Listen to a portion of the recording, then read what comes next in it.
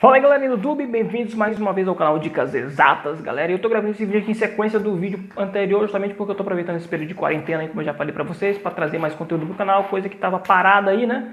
Eu não tava trazendo muito, então espero que vocês estejam gostando desse conteúdo. Não esqueça de comentar aqui embaixo se você tem dicas, sugestões, se você tem alguma pauta aí que você quer indicar pra gente trazer aqui no canal, é só falar que eu vou trazer também. Eu tô fazendo esses vídeos aqui um pouco mais parado, porque já tá de noite, já é quase 9 horas da noite de domingo, e aí não tem como eu fazer muito bagunça. Mas depois eu vou tentar gravar alguns vídeos mais práticos, tá faltando eu gravar o vídeo do RCA também, né? E aí é o seguinte, vamos passar lá pro que importa, que é o assunto desse vídeo, que é sobre qual sintonia eu vou ter que usar na minha caixa de som, galera. Bom, todo mundo sabe que a litragem significa volume, tá, galera? Não é errado falar litragem, não. Às vezes parece soar meio estranho assim, mas é a mesma coisa de volume. A litragem de uma caixa de som, ela determina mais ou menos ali, ou na verdade, ela é determinada, né, pelo tipo de alto-falante que vai ser utilizado, pela resposta de frequência que eu estou buscando naquele alto-falante.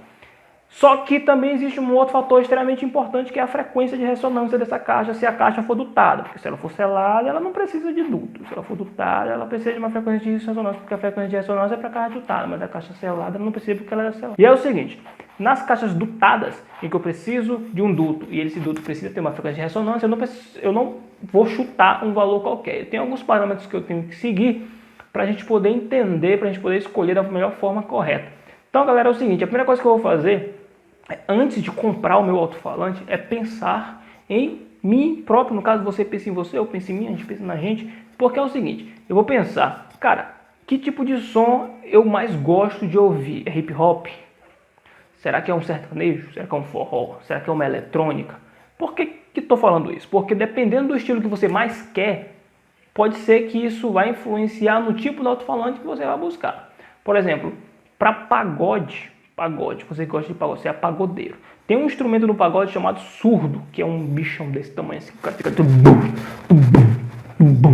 alto-falante de 12 polegadas, alguns alto-falantes com cone muito seco, tipo Hammer, né, de 15 polegadas ou Target Bass, eles não são muito bons para reproduzir os subgraves que o surdo consegue reproduzir, porque ele é um bicho desse tamanho assim.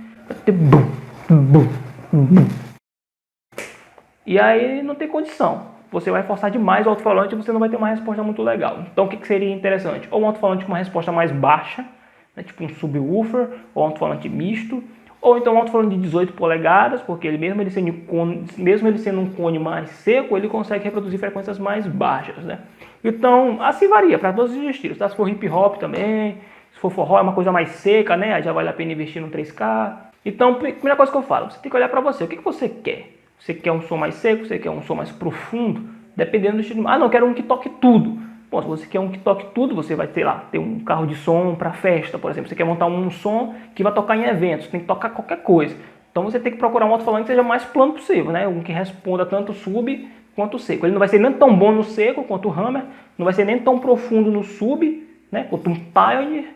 Então, por isso, depois que eu escolho o alto-falante, depois que eu escolho o que eu quero, dependendo do estilo, dependendo de como é que eu vou utilizar esse meu som, é que eu vou partir para sintonizar a minha caixa, né? Bom, se você pegar o manual de qualquer alto-falante, você vai achar um parâmetro chamado frequência de ressonância. Na física, se você for pegar um livro de física e estudar a frequência de ressonância, você vai ver que não são só alto-falantes que têm esse tipo de propriedade. Na verdade, qualquer coisa, qualquer tipo de matéria tem uma frequência de ressonância. É uma frequência que ela vibra de uma maneira mais fácil. Eu vou dar para vocês um exemplo de um vídeo de uma ponte, esqueci o nome da ponte, eu vou colocar aí depois na edição o nome dela, que ela sofreu um efeito de ressonância por conta do vento, né? O que aconteceu? Os ventos bateram lateralmente nessa ponte, não foi previsto isso no projeto, e aí esses ventos causaram uma oscilação na ponte que era igual à frequência de ressonância dos materiais utilizados naquela ponte. Significa o quê?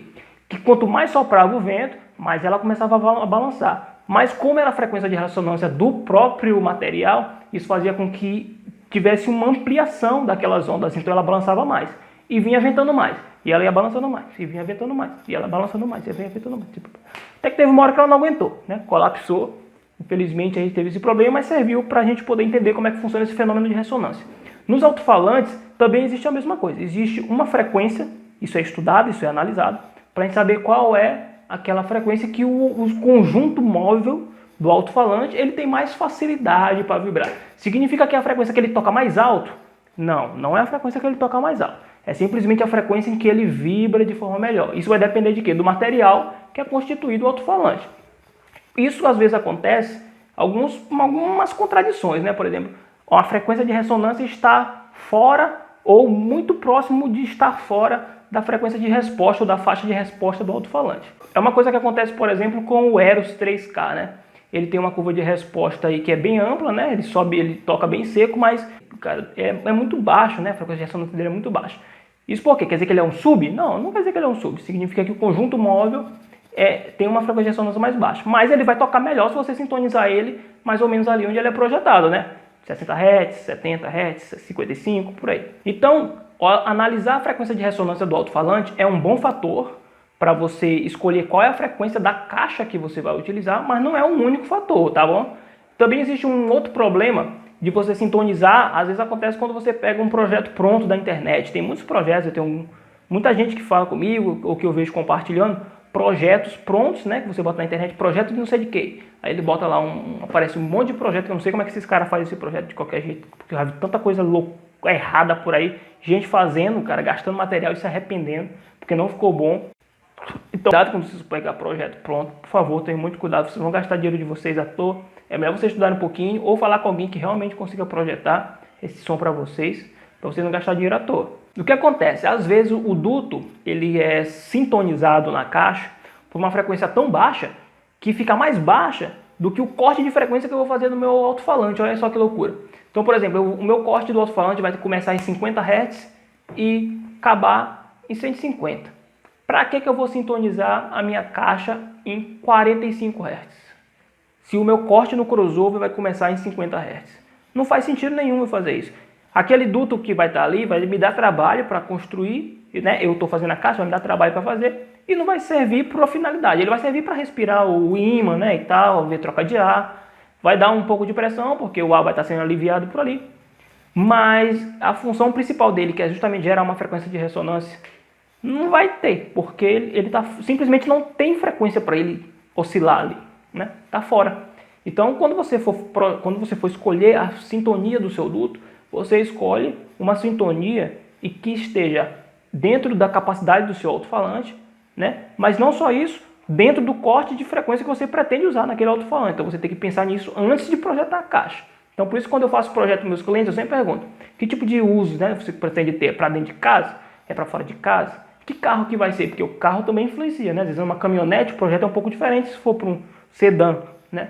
Então você tem que ter esse jogo de cintura quando você for projetar. Mas, em geral, é só ficar atento disso. Uma outra coisa também, se você cortar muito, você fizer uma frequência de ressonância muito em cima do corte, por exemplo, é 50 Hz, vou projetar em 51 Hz. Também não vai ficar muito legal, porque existe aquelas questões da atenuação de corte, que eu vou mostrar para vocês aí. Então, quando eu escolho 50 Hz, a partir de 50 Hz ele já começa a cair, né? Então, pode ser, dependendo do meu crossover, dependendo do processador que eu estiver utilizando, dependendo do corte que eu utilizar, pode ser também que a própria frequência de 50 Hz comece a ter um leve declínio ali. Então eu vou estar amplificando pela frequência de ressonância, pela sintonia do duto, na verdade, uma frequência que eu estou cortando no processador. Isso aí também não vai ser muito interessante, né? Então é isso aí, galera. Esse foi um videozinho só para exemplificar para vocês como é que funciona essa questão da frequência de ressonância, da sintonia do duto, como é que funciona, como é que interage essas duas coisas aí, beleza? Espero que tenha ajudado vocês. Não esqueça de deixar o like no canal, ajuda bastante, de compartilhar com seus amigos também, né, seus coleguinhas, né, que custa ajudar um amiguinho. Então é isso aí, até o próximo vídeo, então, e valeu!